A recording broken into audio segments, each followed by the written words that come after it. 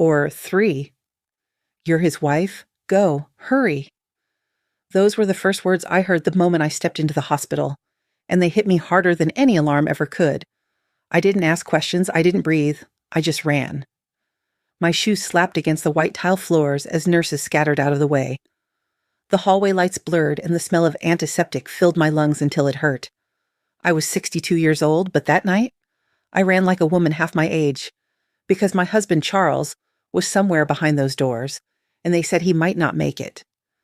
Hospitals were supposed to be my safe place. I'd spent decades in them, praying over patients, helping neighbors, visiting friends. I thought I knew every sound, every shadow, every rhythm of a place meant to heal, but nothing. Nothing prepared me for what happened next. Just as I reached the operating room, or 3, the door cracked open, and a nurse I'd never seen before grabbed my arm so violently it knocked the breath out of me. Her eyes were wild, terrified. "Ma'am," she whispered, voice trembling, "hide. Hide now. It's a trap." Before I could speak, she shoved me behind a supply cart. My knees hit the cold floor. The little window on the OR door swung open just enough for me to see inside. And when I finally saw my husband lying on that table, the restraints, the blood, the shadow standing over him, I froze. Because that wasn't a surgery. It wasn't an emergency. And the look Charles gave me, pure, desperate fear, told me the truth. I had just stepped into something I was never meant to witness. When you're running toward the thing you fear most, the whole hospital feels different. Sounds stretch, lights flicker, people blur into shadows, and every step feels like you're trying to outrun fate itself. That's what it felt like as I sprinted down the corridor toward OR3. A doctor shouted behind me, "Ma'am, slow down." But I couldn't. Not when the words, "Your husband is critical," were still ringing in my ears. Charles shouldn't have been in any operating room tonight. He shouldn't have even left the house. We had eaten dinner together at 6:30, chicken stew, leftover cornbread, and sweet tea. He'd said he was tired. He'd kissed my forehead, said he was going to bed early, and then, at 8:17 p.m., a call from the hospital. "Mrs. Carter, your husband has been brought in. You need to get here as fast as possible." Brought in from where? Why? How? The woman on the phone had rushed through her words so quickly I didn't even get to ask. Now, running toward OR3, panic pounded in my chest like a second heartbeat. I could see the bright red sign above the door. Operating Room 3. A strip of red emergency light pulsed along the floor, guiding me like a runway. Almost there. Just a few more steps. Then, suddenly, a hand shot out from the shadows and grabbed my wrist. I gasped. A nurse, thin, pale, with dark circles under her eyes, yanked me toward the wall with strength far beyond her size. Her name tag was flipped backward, almost like she didn't want it read. "Ma'am," she hissed, "don't go in there." "What?" I pulled my arm away. "My husband?" "No," she whispered, shaking her head violently. "No, you don't understand. You can't go in there." My breath caught. Her eyes, wide, terrified, darting around the hallway, sent a cold chill racing down my spine. "What are you talking about?" I whispered back. "They said he's in OR3. "That's not a real surgical team in there," she said, voice trembling. "They're not here to save anyone." I stared at her, confused, angry, scared all at once. "What do you mean? Who are they? What is going on? Tell me." Her grip tightened again as footsteps approached from the far end of the hall. Heavy, fast. "Hide," she whispered urgently. Her eyes were begging, pleading. "Please, ma'am, hide. It's a trap." I didn't understand, but something deep inside me, instinct maybe, told me this woman wasn't lying. She pushed me behind a supply cart loaded with surgical gowns. I crouched low, the smell of disinfectant burning my nose. The footsteps grew nearer, echoing off the walls. 2 men in dark scrubs passed by. No badges, no hospital logos, no warmth in their eyes. They didn't look like nurses. They didn't even look like security. They looked like men who didn't belong in a hospital at all. I pressed a hand over my mouth, forcing myself to stay silent. Once they disappeared behind the OR doors, the nurse leaned toward me and whispered, "I shouldn't even be talking to you.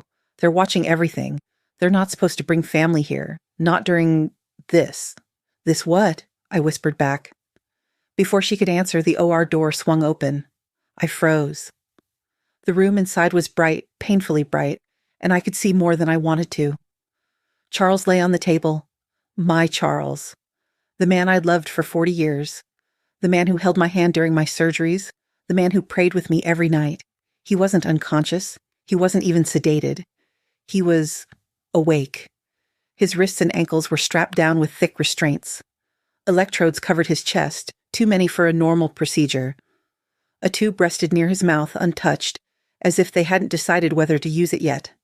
And the people standing around him? They weren't prepping. They weren't cleaning. They weren't checking vitals. They were arguing. One of the men slammed a tray and growled, "He won't sign it. Not unless she shows up." My blood turned to ice. "He said she would come." Another man snapped, "Just keep him restrained. He'll break eventually." Break? Break what? Then Charles's eyes fluttered open. Slow, groggy, searching.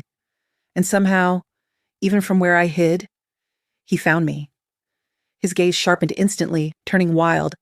He shook his head violently. No, no, no, like he was telling me to run. Then the most horrifying thing happened. He opened his mouth as wide as he could and screamed, through clenched teeth, through pain, through fear, "Get out, Louise, get out." But one of the men pressed something on the side of the bed. A shock, a jolt. A spasm rippled through Charles's entire body. He went silent. I covered my mouth to avoid screaming. My whole body trembled. The nurse beside me was crying silently. She whispered, "I tried to warn him too." I grabbed her arm. "What are they doing to him? Why?" She shook her head. "This isn't a surgery," she whispered. "They're interrogating him." "What?" I choked out. "Interrogating? About what?" The nurse swallowed hard. I don't know everything. I only heard pieces, but whatever he found, whatever he uncovered." Her voice broke. "Someone wants to make sure he never leaves that room alive." My heart stopped. My husband? The man I thought was just tired, just acting strange, just getting older. He had been hiding something dangerous, something that landed him on that table. Then the nurse whispered the words that shattered the last piece of my normal life. "Mrs. Carter, your husband got involved with something he shouldn't have." She paused. He knew this day would come, and he knew it would come through this hospital. I pressed a shaking hand against the wall to keep myself steady, because for the first time that night, I realized something terrifying. Charles hadn't been in danger by accident. He had been brought here, and I had just walked into the center of something much worse than an emergency. I had walked into their trap. Looking back now, the days before that night felt almost unreal, like a calm ocean hiding a storm beneath the waves. You don't hear it at first, you don't see it, but you feel something shifting, quiet, subtle, dangerous, and that's exactly how it was with Charles.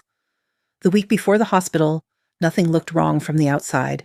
We still had breakfast together every morning, still watched the evening news side by side, still held hands at church on Sundays. But the small things, those tiny details a wife notices after 40 years, began to whisper that something was off. It started on a Tuesday. Charles came home late, long after sunset.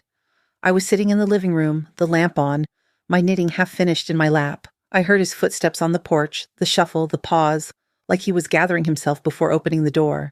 When he finally came in, he jumped a little, surprised to see me awake. "Oh," he said, "didn't expect you to still be up." "You said you'd be home at 6, I replied softly. He gave me a smile, a tight, strange one. "Lost track of a time." Then he walked past me without another word. But that wasn't the part that bothered me. It was the way he held his jacket to his chest, like he didn't want me to see what was underneath. The next morning, I noticed the smell on the jacket when I picked it up from the chair. Disinfectant, sharp and sterile, the kind only hospitals use. I asked him about it during breakfast. "Charles, were you at the hospital last night?" He froze for the smallest second, barely a blink, but after 40 years together, I felt that tiny pulse of fear in him as if it were my own. Then he smiled again, too wide this time. "No, baby, I stopped by the pharmacy. Must have been the smell from there." He said it gently, warm, comforting. But his eyes told a different story. And once you see that something is hiding behind a person's eyes, you can't unsee it. A few days later, I found him in the garage sitting in the dark. Not working, not fixing anything, just sitting. "Charles," I whispered. He startled like I had caught him doing something wrong. "I'm fine," he said quickly. "Just thinking." "About what?"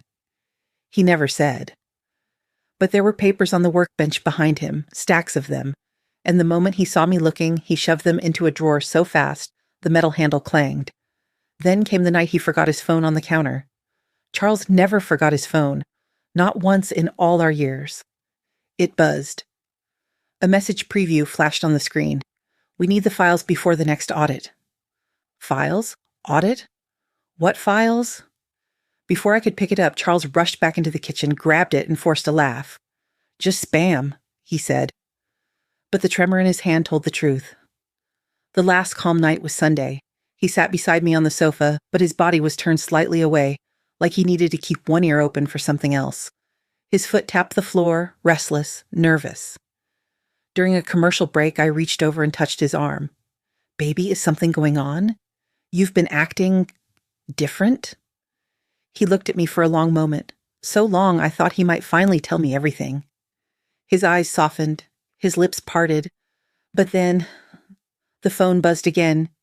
He jumped, checked it, palmed it tight, and whatever truth he was about to speak slipped away like smoke. He forced a smile. "I'm just tired," he said. But his voice cracked. He didn't call me honey, didn't say, "I'm all right," didn't reassure me the way he'd done for decades. He just said he was tired. And looking at him, I realized he didn't mean the kind of tired sleep could fix. He meant tired of carrying a secret. 2 days later, I woke up at 8:17 p.m. to the ringing phone. "Mrs. Carter? This is Atlanta Regional Hospital. Your husband has been brought in by emergency transport. He needs you here as soon as possible." The voice was fast, nervous, wrong. I tried asking questions. "What happened? Where did you find him? Is he conscious?" But the woman cut me off. "You need to come now, ma'am." Or 3. "Don't stop for admission, just run." Just run. I didn't grab my coat, didn't grab my phone charger, didn't even lock the door behind me. I only grabbed my keys and sprinted to my car. The calm had ended. The storm was finally here, and I didn't know it then. But everything Charles had been hiding, the late nights, the strange messages, the fear in his voice, all of it was leading to that operating room, to that trap, to the moment his eyes met mine under those blinding white lights, and begged me to get out while I still could. The first strange event didn't look dangerous at the time. It didn't come with alarms or late-night phone calls or blood on my husband's clothes. It arrived quietly, like a cold draft slipping under a closed door. If I had paid more attention that night, if I had asked one more question, if I had trusted my instinct instead of trusting my husband, I might have known something was coming. It started 3 weeks before that night. I was in the kitchen, humming along to the radio, when I heard the front door creak open. Charles walked in slower than usual, one hand pressed to his side like he was steadying himself. He didn't see me at first. He thought the house was empty. He winced. Not the quiet old man wince of stiff knees or sore muscles. This was the kind of wince a man makes when he's hurt deep. "Charles?" I said softly. He jolted, actually jumped, and turned around with a smile he painted on too fast. "Oh, hey, baby. Didn't know you were home." I stepped closer. "You're hurt." "No," he said quickly. "No, just pulled something. I'm fine." But as he hung his jacket, something slipped out of the pocket, a folded hospital bracelet. I bent down and picked it up. There was blood on the edge. My blood ran cold. "Why do you have this?" I asked. He snatched it from my hand so fast I felt the air move. "It's nothing," he muttered, "just trash. I was helping a man outside the clinic earlier. He dropped it." That made no sense, and we both knew it. You don't help a man and somehow end up with his tagged wristband, still stained with blood. I stared at him. He didn't meet my eyes. "Why are you lying?" I whispered. "Louise," he said, too sharp, too urgent. "Drop it." Those were words he had never said to me in our entire marriage, not once. And that was the moment, right there in our kitchen, when fear brushed the back of my neck for the first time. Just a whisper, a warning, but I pushed it aside, because love, especially the kind stretched over decades, can make you blind in ways danger cannot. 2 days later, I found something else. I was folding laundry in our bedroom, humming out of habit, when I heard a vibration under the bed. It wasn't Charles's phone. His was plugged in on the nightstand. It buzzed again. I knelt down and reached under the bed, feeling around until my hand brushed something cold and metallic. A second phone. A phone I had never seen before. Black, cheap, no case, no wallpaper, no charm, just a plain prepaid burner you buy with cash. My heartbeat kicked in my throat. I pressed the button. The screen lit up. No passcode. One new message flashed across the screen. "Did you get the documents?" I nearly dropped the thing. Documents? What documents? Charles didn't do anything that required a secret second phone. He was retired. He messed with tools in the garage. He worked the church pantry twice a week. There was nothing in his life that should require burner phones and hospital bracelets hidden in pockets. Before I could open the message fully, I heard his footsteps coming up the hall. I panicked, shoved the phone back under the bed, and kicked the sheet down to hide it. He walked into the room, smiling like everything was fine. And for a moment, just a moment, I wondered if maybe I was the one imagining things. Maybe I was reading too much into everything. Maybe I was just being an overthinking wife. But then I noticed the bruises on his forearm, dark, finger-shaped, fresh. "Where did those come from?" I asked quietly. He glanced down and shrugged, caught my arm in the car door. I stared. The bruises weren't in the shape of a car door. They were in the shape of a hand. Someone had grabbed him. Hard. Before I could say anything, his phone buzzed. His real one. And he snatched it off the dresser like it was a grenade about to go off. "Work stuff," he said quickly, though he hadn't had a job in months. He stepped into the hallway to answer. His voice was low, urgent. I moved closer. "Not on the phone," he whispered. "No, she doesn't know anything." "Yes, I'll get the rest of the files." Files. Again with the files. I backed away before he came around the corner. When he returned, he smiled like nothing was wrong. But I saw the sweat beading on his forehead. I saw the tremor in his hands. I saw the lie in his lips. And above all, I saw fear. Not fear of me, not fear for me. Fear for himself. The last strange thing happened the day before the hospital called. I woke around 3 a.m. to the sound of something falling in the living room. When I walked out, Charles was kneeling on the floor, frantically picking up papers scattered everywhere. "What happened?" I asked. He froze. The papers were medical files, not his, not mine. Names, dates, blood test results, surgery notes. But the surgeries had no surgeon names. The patients had no discharge summaries. And the words, "unregistered donor," appeared on more than one page. He scrambled to grab them all. "Go back to bed, Louise," he muttered, "and you didn't see anything." I stood there in my robe, staring. "Charles," I whispered, "what are you mixed up in?" He looked at me then, really looked. His eyes were glassy, desperate, full of secrets, and he said the words that haunted me the next night in the hospital.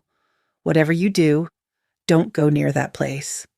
"What place?" I asked. He hesitated, looked at the files, looked at me, and said, "The hospital." That was the first strange event. And the second, and the third.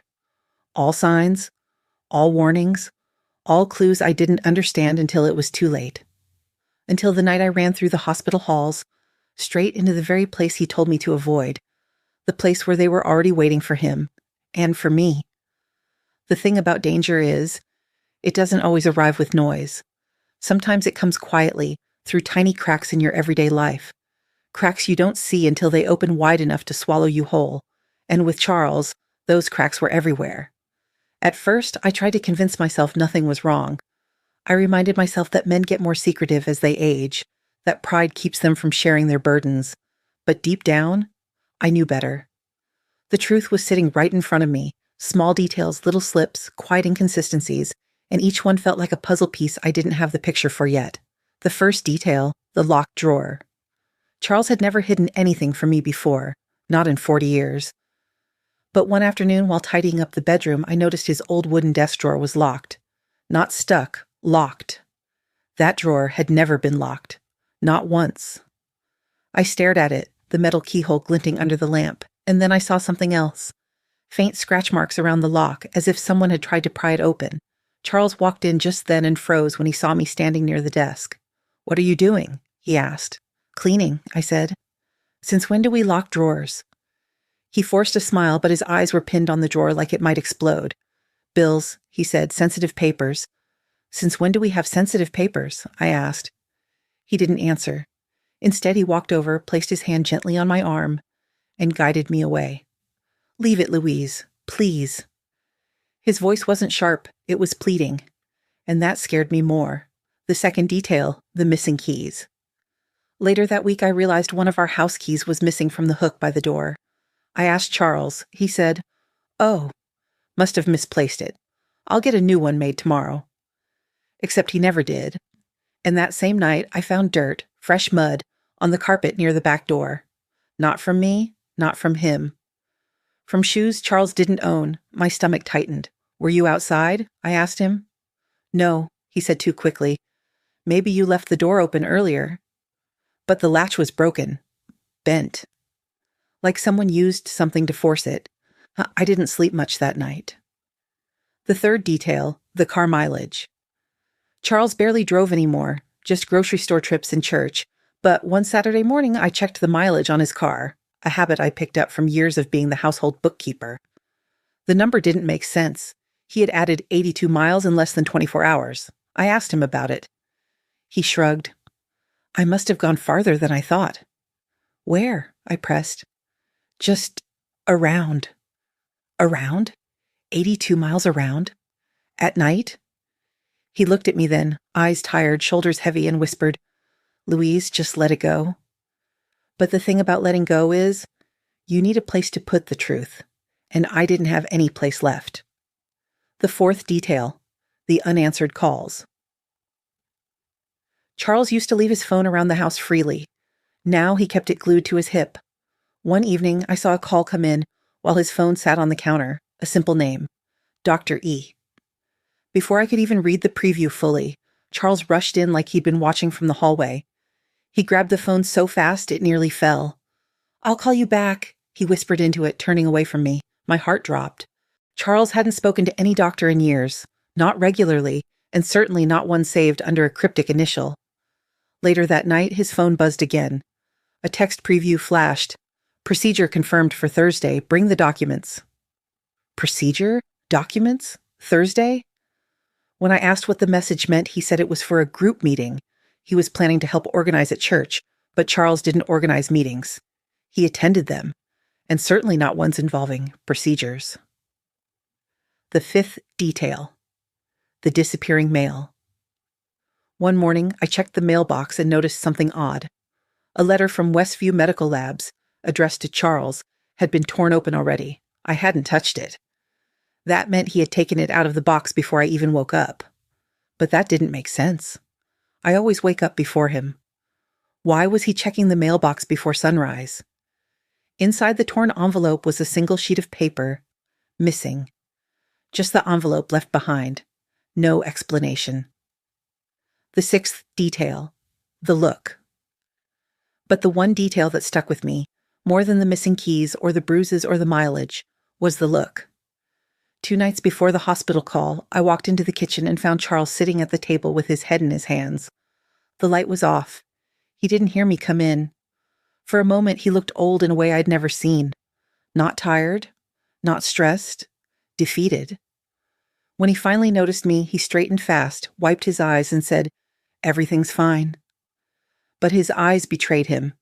There was fear in them. Real fear. And not the kind that happens from a bad medical test.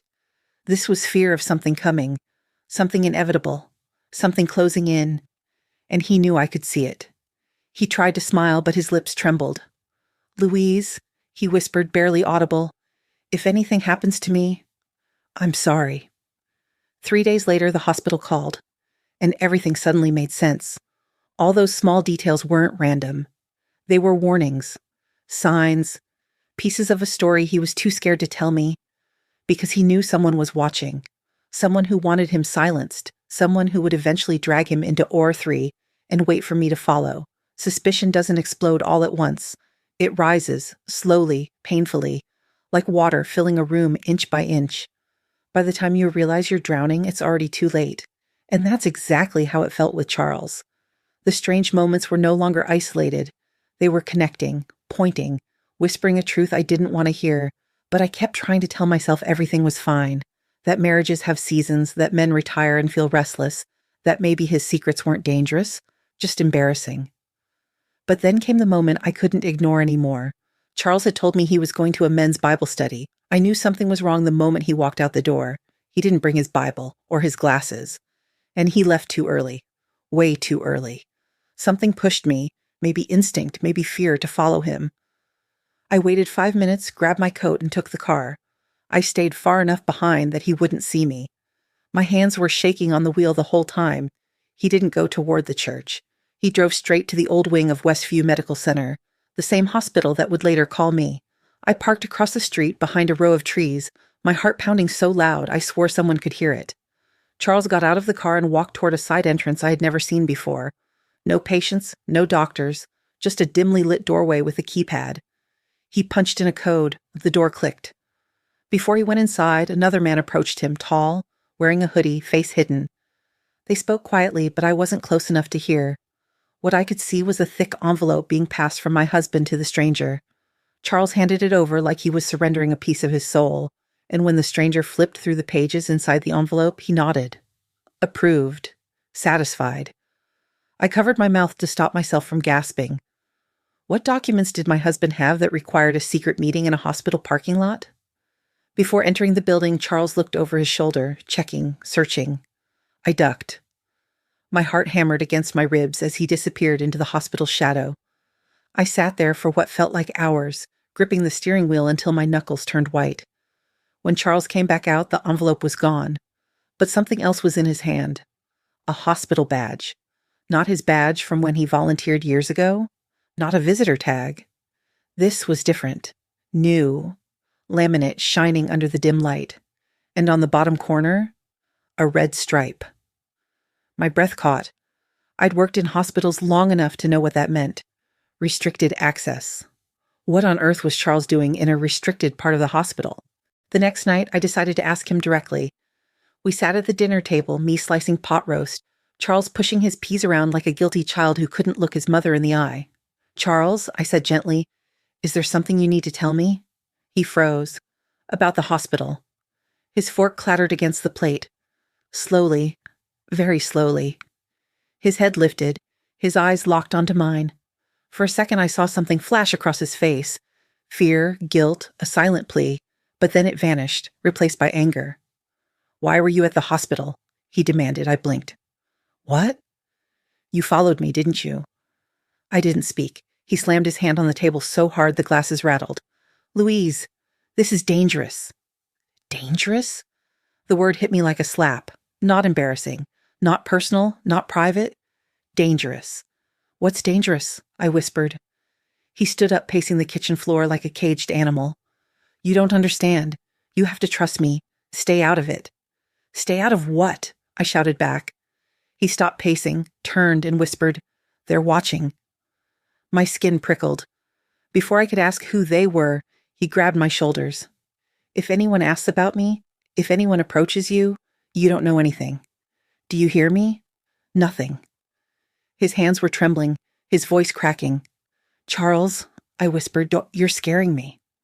He swallowed hard. "Good," he said softly. "You need to be scared."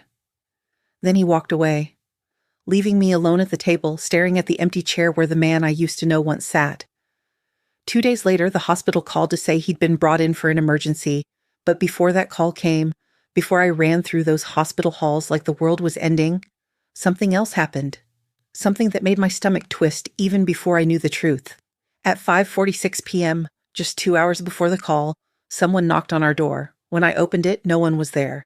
Just an envelope on the mat. No address, no stamp, no return name. Inside was a single piece of paper, 3 words. "It's happening tonight." My knees buckled. I didn't know what it meant. Not then. But I know now. It was the trap. It was the operating room. It was the moment Charles was taken, and someone out there knew exactly what was coming. Suspicion was no longer rising. It had arrived, and it was about to crush everything I thought I knew. About my husband. About the hospital. and about the danger that had already reached our front door. Suspicion is one thing, but confirmation hits harder. Suspicion keeps you awake at night, but confirmation? It takes away your sleep for good. And when people around you, people who shouldn't know anything, start acting like they know something about your husband that you don't, that's when you realize the danger isn't just coming. It's already here. It happened on a Thursday morning. I was at Kroger picking up groceries when I ran into Dr. Randall, an old friend of Charles's. He used to work at the same clinic Charles volunteered at years ago. "Louise?" he said warmly. "How are you?"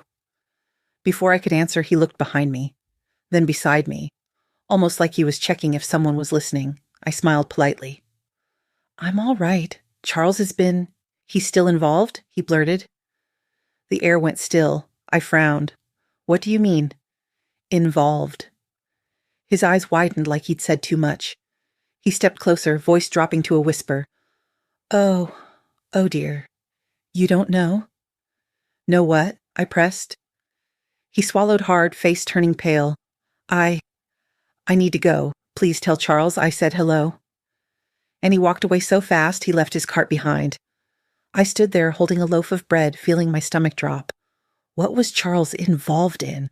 And why did a doctor from another clinic look like he'd seen a ghost when I asked? 2 days later, I decided to go to Charles's old clinic. He always said they were like family. But when I walked in, the atmosphere changed instantly. Conversations stopped. Phones went silent. Even the front desk nurse, sweet little Erica with the dimples, froze when she saw me. "Mrs. Carter," she whispered, "why are you here?" "I'm looking for Charles," I said. "He's been acting strange lately, and—" Erica's face drained of color. She reached under the counter like grabbing something to secure herself. "Mrs. Carter," she said softly, you should go home." "Why?" "I can't say." "Is something wrong with Charles?" "I can't say." "Is he sick?" "I can't say." "Erica," I snapped, "what do you know?" She finally looked up at me, eyes wide, shimmering with fear, and whispered, "Please leave before someone sees you talking to me." "Someone sees me talking to you?" The hairs on my arm stood up. As I turned to leave, she whispered one last thing, barely audible. "I'm sorry." "Sorry for what? For not telling me? Or for what was about to happen?" I tried to brush it off. Tried to convince myself I was being dramatic, but when I walked out of the clinic, someone was waiting. A man leaning against a black sedan, dark suit, no expression, watching me. When I came down the steps, he pushed off the car and walked toward me. "Mrs. Carter?" "Yes?" "You shouldn't be asking questions about your husband." My breath caught. "Who are you?" I demanded. He didn't answer. "Is something wrong with Charles? Is he in danger?" "No," he said calmly. Then leaned closer. "And neither are you. As long as you go home." That tone, cold, rehearsed, sent chills through me. I swallowed hard. "What is Charles doing?" He stepped back, hands clasped behind him. "Ma'am, I'm only going to say this once. Stop digging." "Or what?" He didn't blink. "Or you'll end up where he's going." I froze. "Where is he going?" I whispered. He didn't answer. He just got into his car and drove off without looking back. My knees nearly buckled right there on the pavement. One last confirmation came later that same night. I was sorting through old documents, trying to find anything that might explain what Charles was hiding, when I found a thin envelope tucked inside his Bible. Inside it was a single page from Westview Medical Center, a lab report. Not for Charles, not for me. For a patient whose name had been blacked out entirely. Only 2 things remained. A date, 8 days earlier, and a note at the bottom. Transfer recommended to OR unit, Red Wing clearance required. Red Wing? I'd never seen that term in any hospital my entire life, and I wasn't supposed to see this one either, because when I stepped away for a moment and returned, the envelope was gone. Not misplaced, not buried under papers. Gone. Like someone had taken it. Someone who knew exactly where to look. I stood in the middle of the living room, breath shaking, and whispered to myself, "Oh God, something is wrong. Something is very, very wrong." And the worst part? Every person who hinted at danger, every person who refused to talk, every person who warned me to stop asking, was pointing toward the same place. The hospital. Westview Medical Center. The place Charles told me to avoid. The place he would be dragged into days later. Into or3, into their trap. There comes a moment in every woman's life when fear stops being something you run from and becomes something you run through. A moment when you look at the pieces in front of you, tiny, scattered, confusing, and realize they all point to one truth. Something terrible is happening, and pretending not to see it won't protect you anymore. For me, that moment came the night I found Charles sitting alone in the dark. It was quiet in the house. Too quiet. I had been in the bedroom folding laundry when I heard the faint sound of sniffing. Soft, shaky, not someone with allergies, someone crying. I walked into the living room and found Charles sitting in his armchair, elbows on his knees, face buried in his hands. The lamp beside him wasn't on. The room glowed only from the TV screen still paused on the evening news. His shoulders were trembling. I hadn't seen him cry since his mother died. "Charles?" I whispered. He didn't even look up. He just sighed, one of those long, broken sighs that makes your heart split in two. I sat beside him and placed my hand gently on his back. "Baby, talk to me. What's going on?" For the first time, he didn't lie. Not fully. He lifted his head, eyes red, jaw tight like he was holding the whole world inside. "Louise, if anything ever happens to me—" "Don't say that," I cut in, my heart pounding. "No," he insisted, gripping my hand. "You listen to me. If anything happens, you go to your sisters. You don't stay here. You don't answer questions. You don't talk to anyone from that hospital." The hospital again. That place had been creeping into every conversation, every clue, every fear these past few weeks. And now, it was the heart of his warning. "Charles," I whispered, "I need you to tell me what's happening. Please." For a second, just a second, I thought he would. His lips parted, his eyes softened. He looked like a man ready to surrender the weight strangling him. But something changed. He glanced toward the window, toward the driveway, toward the street, and the fear in his face sharpened, like he sensed someone watching. He squeezed my hand harder. "I can't tell you yet," he whispered. "It's not safe." Not safe for him? Not safe for me? Before I could ask, he stood abruptly, wiped his face, and said, "I'm going out." "At this hour?" I asked. He avoided my eyes. "Just need air."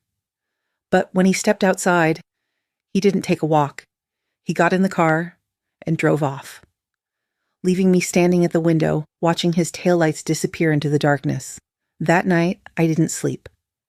I sat on the couch, lights off, hand pressed against my chest, trying to calm a heartbeat that wouldn't slow.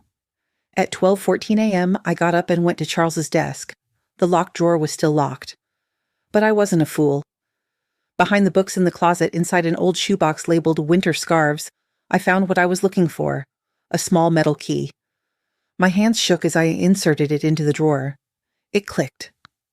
Inside were neatly stacked papers, bound with hospital bands clipped with red seals marked with medical codes I recognized from my years volunteering. But what chilled me wasn't the medical jargon. It was the patterns. Dates that didn't match, signatures that didn't exist, surgery notes with no surgeons, patient files with no patients, transfers to Red Wing OR stamped urgently, and one file, buried at the bottom, with Charles's name on it. No diagnosis, no explanation, just a date circled in red. Today. My legs nearly gave out. Whatever Charles was involved in, whatever he was afraid of, whatever he couldn't tell me, it was supposed to happen today, the day the hospital called, the day they said to run. I closed the drawer, put the key back, and sat on the bedroom floor shaking. I wasn't supposed to see that.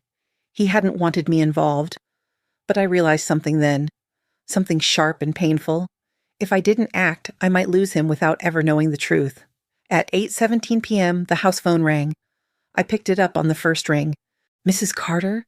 Your husband has been brought to Westview Medical Center." Or 3, "This is an emergency." My blood went cold. "What happened? Is he—" "You need to come now, ma'am." The line went dead. There was no hesitation left, no confusion, no denial. Everything he had warned me about, everything I'd found in that drawer, everything people tried to keep from me, It all pointed in the same direction. The hospital. Or 3. I grabbed my keys. I grabbed my purse. I didn't grab anything else. I ran out the door, and as I drove through the night, tears blurring the stoplights, I whispered to myself, "Hold on, Charles. I'm coming." I didn't know then that he wasn't the only one in danger. I didn't know then that they expected me to come, that I was part of the plan.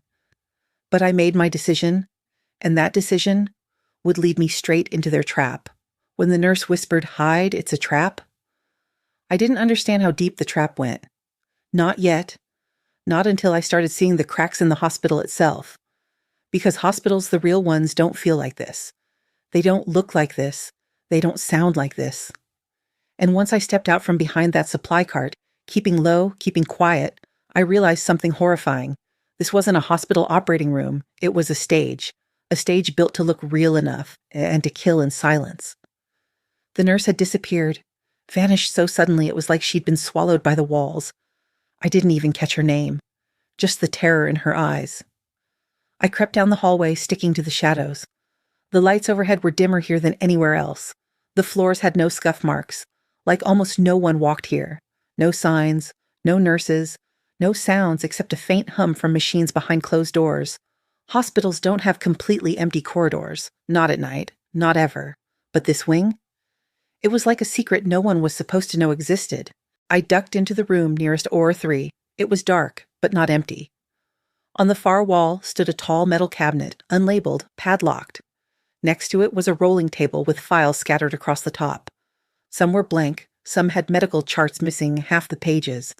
Some had patient names blacked out, just like the file I found in Charles's Bible. I picked one up. Or transfer, Red Wing clearance. Same words, same stamp. My heart pounded, Red Wing. That phrase again, like a shadow following me. I flipped to the next page, a list, only half readable, of initials next to dates. And next to those dates, the same room number, OR 3. And then, my breath caught, I saw the most recent date. Today, next to it, an initial. CC, my husband. They had planned this, scheduled it, prepared for it. This wasn't an accident. They'd been waiting for him. Someone was coming. Footsteps, slow, heavy, deliberate. I dropped the file and crouched behind the rolling table. A man walked by the room, dark scrubs, face expressionless, no hospital badge. But what killed me wasn't his clothes. It was the device strapped to his hip. Not a pager, not a phone, a stun device. Hospitals don't equip staff with stun guns. He stopped at OR 3, pressed a code into the keypad and entered. I held my breath until I tasted metal. I waited. Counted to 5, then 10, then crept out of the room before he came back. Whatever was happening in that operating room, it wasn't medical. It was violent, organized, and hidden behind the illusion of hospital protocol. A few doors down, I found something even worse. A sign outside the door read, "Supplies, authorized staff only." But the door was cracked open, barely. I pushed it with one finger. Inside, screens covered an entire wall, security cameras, every hallway, every room, and OR 3 on the center screen. Live. My breath hitched. Charles was still strapped down, but now 2 men were leaning over him, not checking vitals, not prepping tools, arguing. "He's not talking," one hissed. "He will," the other said. "She's on her way." She. They meant me. My stomach dropped so fast I thought I would collapse. They hadn't just taken Charles. They wanted both of us. Then I noticed something else. Under the main screens was a row of monitors showing medical data, but not like the typical hospital displays. These were files, encrypted logs, document scans, images of organs, tissue samples, matching charts, patient lists, and one folder open at the bottom right corner, Red Wing, donor intake. I clicked it before I could stop myself. Inside was a spreadsheet, a list of donors with notes beside each. Status, transferred. Status, incomplete status, terminated. And next to Charles's name, not removed yet, not started yet, only one word. Pending. I slapped my hand over my mouth to hold back a scream. Pending, like he was next, like he was scheduled, like he was inventory. I stumbled back, hand shaking so badly I nearly knocked over a stack of boxes. I had to get out. I had to find help. I had to get Charles off that table. I turned toward the door and froze. A shadow moved in the hallway. Slow, purposeful. They were looking for me. I slipped into the darkness just as the doorknob turned. I ran. Not fast. Quietly. Soft steps. Quick breaths. Back pressed to walls. Eyes searching for every camera angle. Men in dark scrubs walked down the hall, sweeping their flashlights like they were searching for a loose animal. One of them spoke into a radio. "She's in the wing. Lock the doors." My heart slammed into my ribs. Then another voice crackled through the speaker. "Or 3 needs to be prepped. Carter's wife cannot leave the building." They knew my name. They were hunting me. And they wanted me alive. Not for rescue, not for help, but because I was part of the setup. Part of whatever they needed Charles to do. Part of their leverage. I ducked into the stairwell just as the hallway lights flickered off behind me, their way of controlling the wing. I clutched the railing and whispered a prayer. "Lord, guide my feet." Because I wasn't just running to save Charles anymore. I was running from people who wanted to make sure neither of us walked out of that hospital again. I didn't remember running down those stairs. I don't remember pushing open the heavy door at the bottom or stumbling into the dim hallway that smelled like chemicals and cold metal. All I remember is the feeling, that sharp primal instinct whispering, "If you don't find the truth now, both of you will die here." My hands shook as I pressed myself against the wall, breath shallow, listening for footsteps above. The voices were getting closer. She went down the east stairwell, checked the lower wing. "Or 3 needs to move to phase 2 before she reaches him. Red Wing supervisor is on the way. Don't let her near the files." Red Wing again. Always Red Wing. I didn't know what it meant yet, but I knew it was at the root of everything. The hallway below the stairwell was different from the one upstairs, darker, older. The tiles cracked, the walls lined with metal cabinets and rolling carts covered in sheets. As I moved deeper, I noticed one door that stood out immediately. Every room had a number except this one. Just a thick gray door with a reinforced handle and a key card reader glowing red. But someone had left it ajar, a sliver of black space inviting me in. I didn't think. I pushed. The room was ice cold and huge. A storage lab maybe, or a research wing. On one wall were metal freezers with numbers etched on them, but the far wall made my blood freeze. Binder after binder, row after row, stacked in perfect military precision, each labeled in bold black letters, Red Wing intake, Red Wing screening, Red Wing disposal. I slapped a hand over my mouth as bile rose in my throat. It wasn't just a section. It wasn't a department. It was a program inside a hospital. I grabbed the nearest binder and opened it. Inside, not medical notes, profiles, name, age, blood type, tissue matches, health conditions, body mass, viability score, and beside each name a final category. Status, transferred, status rejected status, deceased. The word blurred as tears filled my eyes. I flipped pages faster, heartbeat echoing loud enough to drown out rational thought. Young women, elderly men, people with no families, people with no next of kin. All donors. Except they didn't volunteer. They were taken, harvested, used. This wasn't a hospital. This wing, this secret program, was an illegal organ trade disguised as research. A chill crawled through my bones as realization set in. And then I found the binder labeled C.D. Files. Carter, I thought. My hand shook. I opened it. The file near the front was marked Charles Carter, priority. Candidate viability, high status, pending. Projected survival, time frame 4 and 6 hours. My knees buckled. Projected survival time frame. That meant they didn't plan to save him. They planned to use him. His heart, his organs, his blood type, his matches, his tissue compatibility. Everything laid out like he was inventory, not a patient. I sobbed. Silently, violently, clutching the binder so hard the cardboard bent. Then I saw something handwritten at the bottom of the file. Subject has become aware of program. Silence immediately after signature. Silence.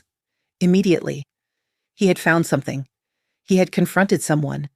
And they decided to eliminate him. This wasn't random. This wasn't a kidnapping. Charles had discovered Red Wing. He had tried to expose it, and they planned to kill him before he could say a word. My chest felt tight as I stumbled back, binder in hand. Everything came crashing together, the bruises, the secret meetings, the burner phone, the late-night calls, the coded documents, the fear on his face. He wasn't cheating. He wasn't sick. He wasn't losing his mind. He was investigating. Charles, my husband, had been fighting a war I didn't even know existed. A good man, a moral man, walking into the lion's den because he couldn't let innocent people keep disappearing. And he did it alone. Alone because if he told me, if he told anyone, Red Wing would silence him faster. My hands pressed against my mouth. Oh, God. Charles, what did you do? I knew the answer. He did what he always did. The right thing. And they punished him for it. I shut the binder quickly as footsteps echoed down the hall. Closer, heavier. Check the storage room. She has to be in this wing. Red Wing can't risk exposure. I froze. No room to hide. No shadows big enough. Then, from behind a metal shelving unit, a faint whisper. Here, hurry. The nurse, the same one who warned me upstairs. I ducked behind the shelves just as two men entered the room. She grabbed my arm so tight I nearly yelped. Don't breathe, she whispered. The men swept flashlights across the floor. Supervisor says she took the Carter file.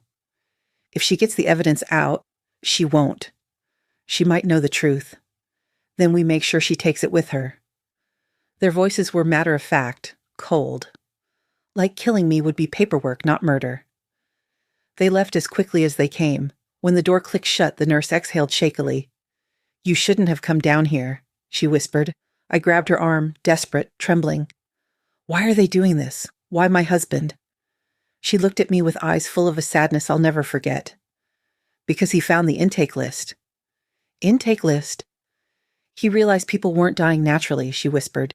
They were being selected, matched, prepped, transferred.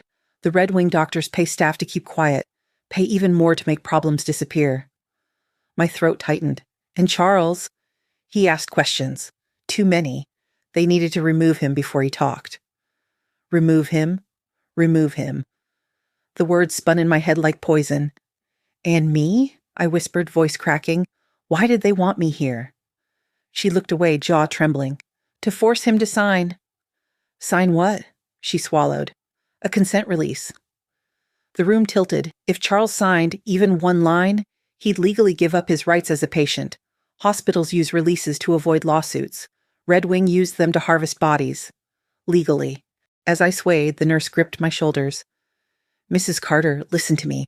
They won't keep him alive much longer. Her voice broke. You have minutes, maybe less. You need to get to OR 3 now. I tightened my grip on her. How do I stop them? How do I save him? She pressed something into my hand, a key card.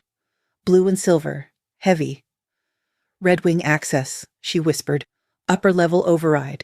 It'll get you into OR 3, but once you go in, you won't come back out the same. I held the card close to my chest, my hands trembling. She stared at me, eyes full of pity. Go, before they prep him for extraction. Extraction. My heart nearly stopped. I ran. I didn't think. I didn't breathe.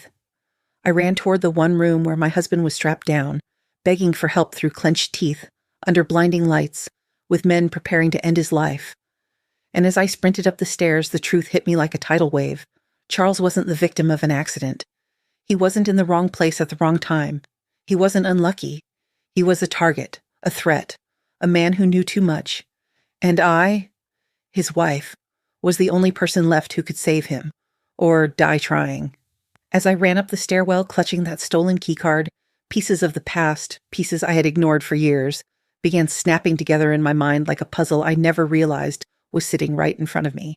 Because Charles hadn't just stumbled into Red Wing, he hadn't accidentally found anything. No. The truth was, he had seen this monster before, and he had been fighting it far longer than I knew. Long before we retired, long before the clinic, even long before we moved to Atlanta. Charles had a darkness in his eyes sometimes, usually at night when he thought I was asleep. He would stand at the window, staring into the street like he expected someone to come for him. I used to tease him. "Baby, it's just the neighbor's cat." He'd chuckle, kiss my forehead, and crawl back into bed, but he never slept well. Never deeply, always waking at the slightest noise. Back then, I thought it was insomnia, or stress, or old memories from his childhood he never talked about. Now I know better. He wasn't afraid of the dark. He was afraid of what lived inside it. It happened the year after we married. I still remember the night. We were sitting on the couch, legs tangled together, watching some late-night comedy special. He was laughing hard, really laughing, the way he only did when he let his guard drop. Then a news report cut in. Breaking story. Something about illegal transplant brokers operating out of a private facility in Birmingham. Charles froze. He didn't blink, didn't swallow, didn't breathe. "Turn it off," he whispered. I did. He didn't explain why. He stood up, pacing the room, running his hands through his hair over and over. "Charles?" I asked softly.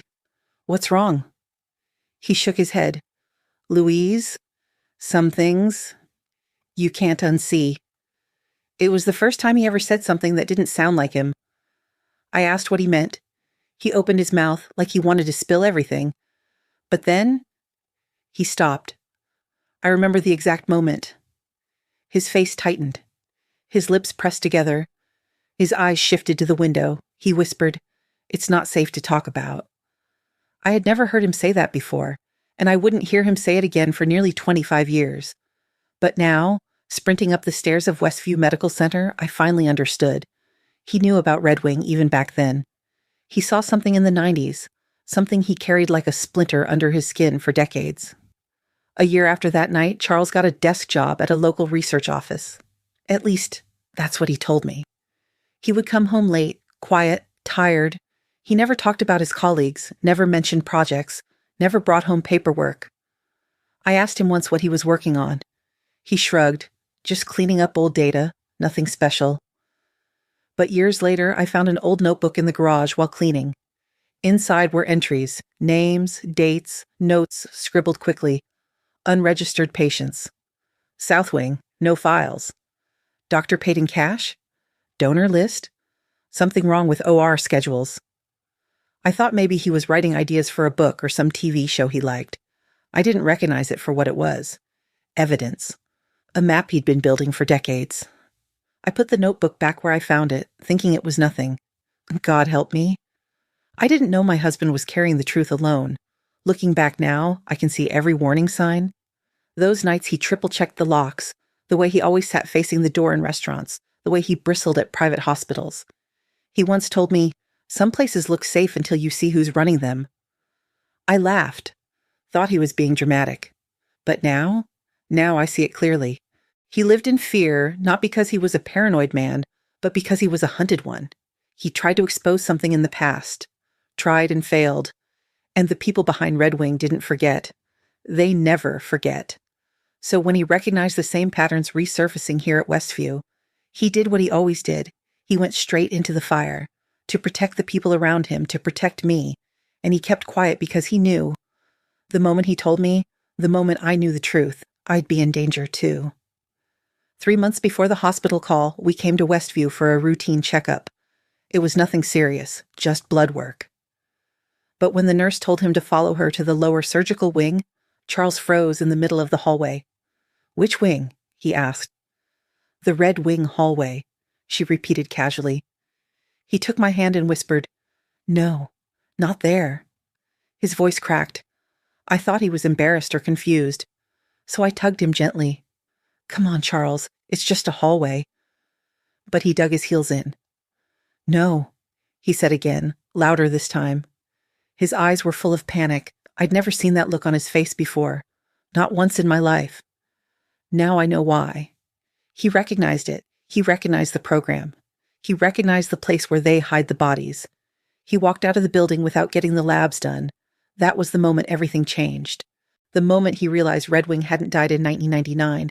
It had been rebuilt, reborn, and operating underneath the very hospital we trusted. When the nurse gave me the keycard downstairs, when I saw Charles's file marked pending, when I saw the intake lists, Every memory hit me at once. The nighttime pacing, the secret notebooks, the locked drawer, the phone calls, the meetings, the bruises, the envelope, the warning. He wasn't protecting a secret from me. He was protecting me from a secret. He didn't want me near Red Wing. He didn't want me to see the truth. He didn't want me to be added to their pending list. But it was too late. I had seen it. I had seen everything. And now the only thing left was to save him. Before Red Wing finished what it started 25 years ago, the upper stairwell door slammed shut behind me as I burst back onto the main floor of the hidden wing. I didn't walk.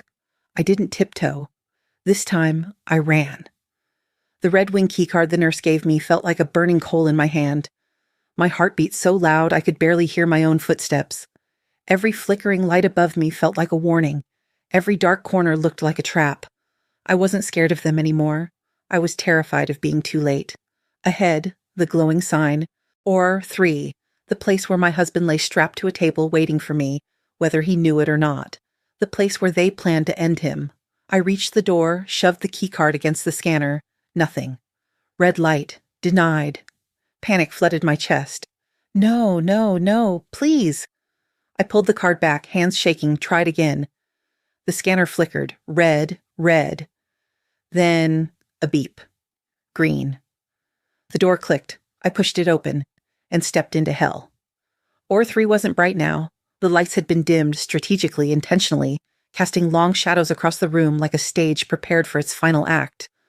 Charles lay on the table exactly as before, but worse. His skin was paler. Sweat beaded along his hairline. His breathing was shallow, and the restraints weren't just tight. They were cutting into his wrists. And standing around him? Not doctors. 3 men in black scrubs, 2 women in surgical masks, a man in a suit holding a clipboard, a red case on a wheeled tray labeled with a biohazard sign. The man in the suit turned when he heard the door open. He smiled. I will never forget that smile. It wasn't warm. It wasn't surprised. It was prepared. Mrs. Carter, he said as if greeting someone for a dinner reservation, we were wondering when you'd arrive. My blood turned cold. He knew I was coming. They all did. Charles's head jerked toward the sound of my voice. He struggled against the restraints. Louise, don't. He didn't get another word out. One of the men pressed the shock device. Charles convulsed violently, teeth clenched. I screamed, raw, primal, from a place I didn't know existed inside me. Stop. Don't you touch him. The man in the suit raised a hand, calming the room. That's enough. We need him conscious. Charles slumped, gasping. I stepped forward, but 2 men quickly blocked my path. I felt like a trapped animal. I glared at the man in the suit. What is this? What are you doing to him? He sighed, annoyed, almost bored. Mrs. Carter, your husband made things unnecessarily complicated. He walked toward the table, tapping the clipboard with his pen. He had access to documents we very clearly told him to leave alone. When he refused, we gave him chances. Many chances. But he persisted. He glanced at me. Just like you. I wanted to rip his face off. You're hurting him, I cried. He's a patient. You're supposed to. We are not doctors, he interrupted. We are specialists. And Mr. Carter, he tapped the file, is a match for a priority recipient who pays very well. My stomach turned. You're monsters, I whispered. He smiled again. We're businessmen. He turned the clipboard toward me, revealing a page covered in small print. At the bottom was a signature line. Your husband refuses to sign the donor release, he said, but legally his spouse can authorize emergency transfer if the patient is deemed compromised. My blood froze. You want me to sign away his life, I whispered. It's only paperwork, he said softly. No, I choked. I'm not signing a damn thing. He nodded calmly. As expected. He waved his hand. Hold her. 2 men grabbed my arms, iron grips, bruising me instantly. Charles' voice cracked as he screamed, Let her go! Don't touch her! The man in the suit stepped beside him. You see, she's very motivated. We knew she would be. He leaned in close to Charles's ear. She's why you'll sign. He motioned for someone behind me. A woman in scrubs approached, holding a syringe. Clear liquid. Cold, Deadly. For her safety, the man in the suit said, and yours, I suggest you reconsider. The syringe hovered inches from my neck. Charles went still, his eyes, wild, terrified, locked on the needle.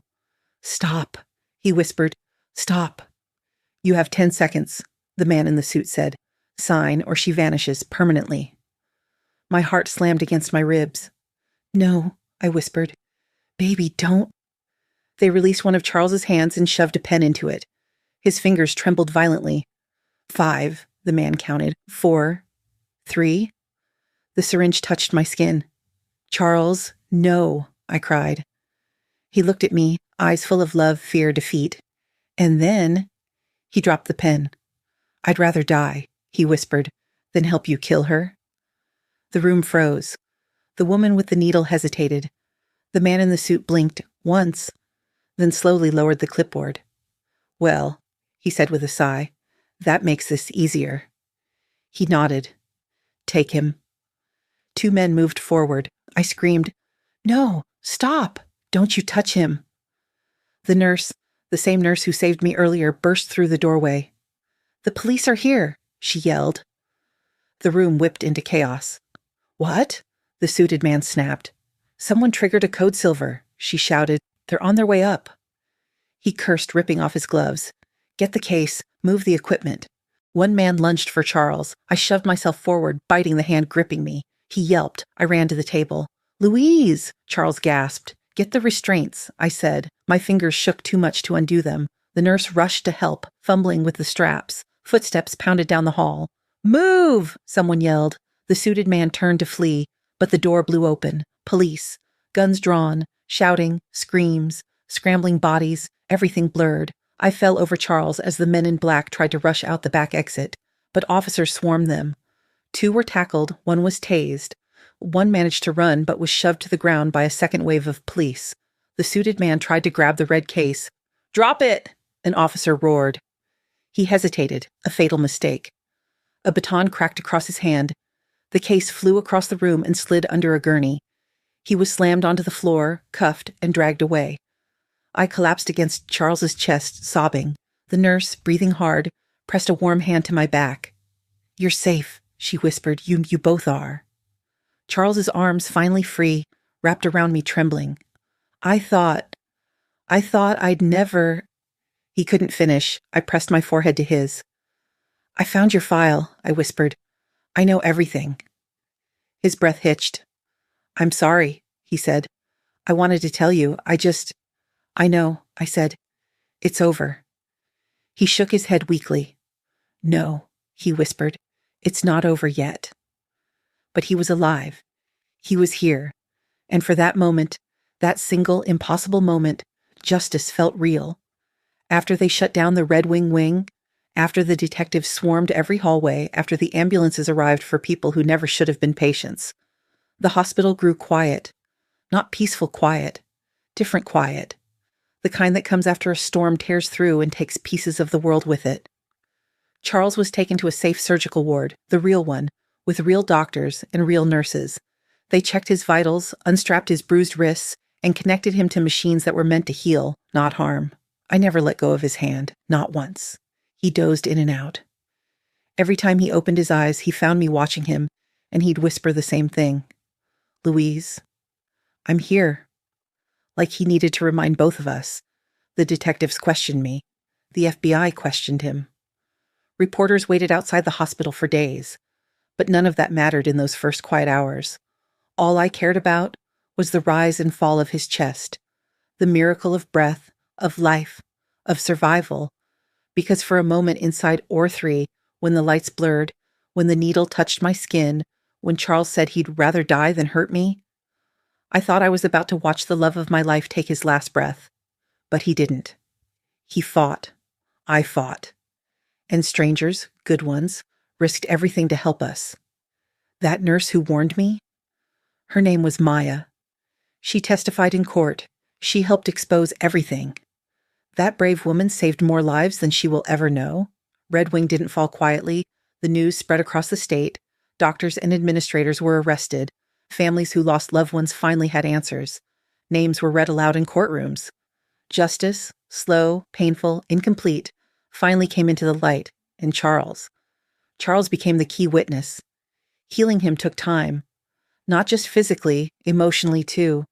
Some nights he wakes trembling, remembering the hands that strapped him down. Some nights I wake first, touching his face just to make sure he's really there. But he's here, alive, breathing, loving me the way he always has, even through secrets he never wanted to keep. 6 months later, our life looks smaller, but safer. We moved out of the old house. Too many shadows, too many memories sitting in corners we don't want to dust anymore. Now we live in a little home near my sister, where there's sunlight in the mornings, and birds that nest in the gutters, and neighbors who wave when they see us. Charles goes to therapy twice a week. I go to church more than I used to. We're learning together how to breathe again after nearly being suffocated by truth. And every night when I climb into bed, he pulls me close and whispers, "Thank you for coming for me." And I whisper back, "Thank you for fighting for me." Because love, real love, is not soft. It is fierce. It is stubborn. It is the kind that drags you through operating room doors and says, "If you go, I go too." If you're listening to me right now, if something in your life feels wrong, if your instincts whisper instead of scream, listen. We women, especially women my age, were trained to ignore our intuition, to make excuses, to give people grace they haven't earned, to stay quiet so we don't upset the peace. But let me tell you something. That quiet can kill you. If something feels off, if the details don't add up, if the people around you start acting like they know more than you do, if your own heartbeat feels like an alarm, pay attention. I almost lost my husband because I wanted to be polite. I almost died because I trusted the wrong people. I almost walked into that operating room without knowing I was walking into a trap. But instinct saved me. Instinct and love and the courage to run toward the truth instead of away from it. So here's my message. Trust your gut. Ask the question. Make the move. Open the drawer. Follow the car. Step into the light. Don't wait for the world to break before you believe yourself. Because sometimes the only thing standing between you and the darkness is the moment you decide to stop being afraid and start fighting back.